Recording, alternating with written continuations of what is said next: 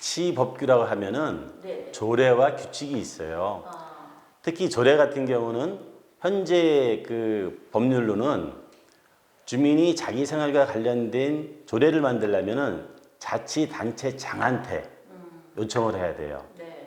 만약에 지방자치법 전부 개정이 된다면은 주민들이 직접 안을 만들어서 단체장을 거치지 않고 지방의회에다가 신청을 할 수 있습니다.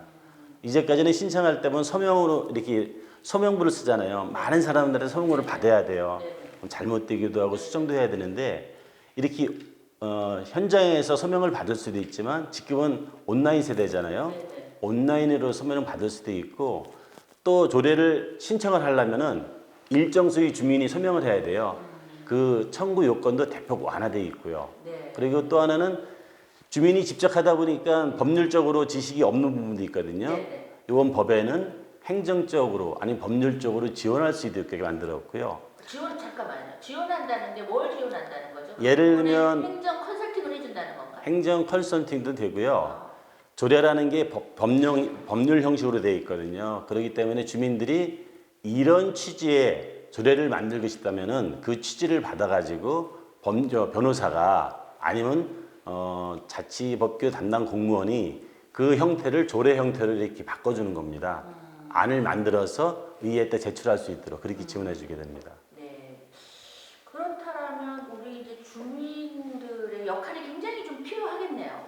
그렇지 역할이 필요하고 주민들이 적극적으로 참여를 해줘야 돼요. 참여를 좀 안 하는 이유가 공무원들이 별로 그렇게 안 들어준다던데. 이제 두 가지가 있을 수 네, 있습니다.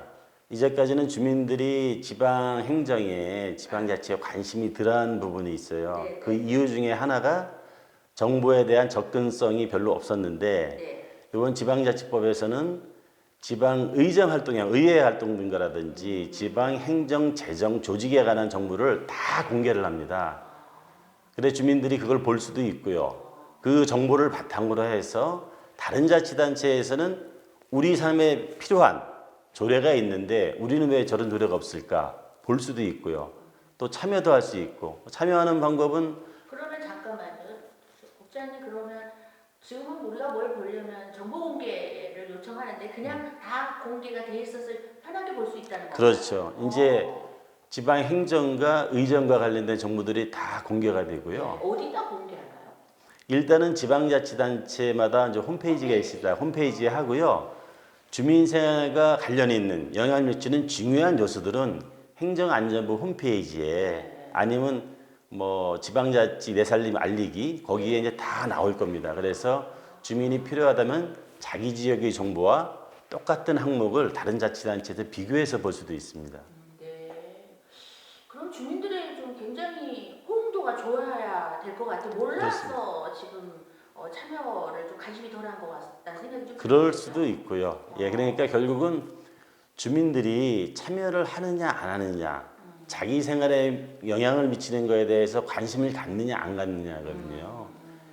예를 들면은 주민 투표에 이런 사례가 있습니다. 예를 들면은 어떤 돈이 있는데 재원이 있는데 이걸 어떻게 쓸 건가라고 얘기를 하는데 21 가구가 사는 마을이 있었어요. 그 마을에서 대부분이 마을에 중요한 회관을 짓는다든지 양로원을 짓는다든지 그런 데다 쓰자는 사람들이 14명이고요. 네. 에이 그러지 말고 똑같이 나눠서 우리 개인별로 가집시다라는 게 7명이 있었습니다. 만약에 주민 투표를 한다면 당연히 마을을 위한 공동 재원으로 써야 되는데 투표를 열렸습니다.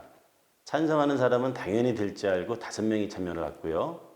나눠 갖자는 사람이 6명이 참여하면은 6대 7로 그 투표는 개별적으로 나눠 쓰는 게 됩니다. 그럼 주민들이 권리가 있고 권한이 있고 투표권이 있는데 권리를 행사를 안 하면은 전반적인 주민의 뜻과 반대되는 결과가 나와야 되는데 그것도 민주주의고 다수결이기 때문에 될 수가 있거든요.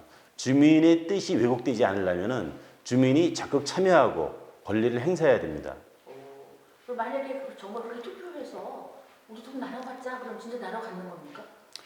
투표제도라는 게 네. 사실은 여러 가지 의견이 있을 수 있거든요.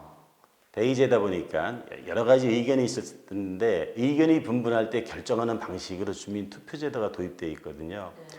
현재 같은 경우는 주민투표제도가 사실은 요건도 까다롭고 대상도 적은데 이번 지방자치법이 개정이 되면은 주민투표 청구 요건도 대폭 완화시켜주고요. 주민투표 대상도 대폭 확대할 겁니다. 주민의 생활과 관련된 중요한 사항은 다 투표 대상이 될 수도 있어요.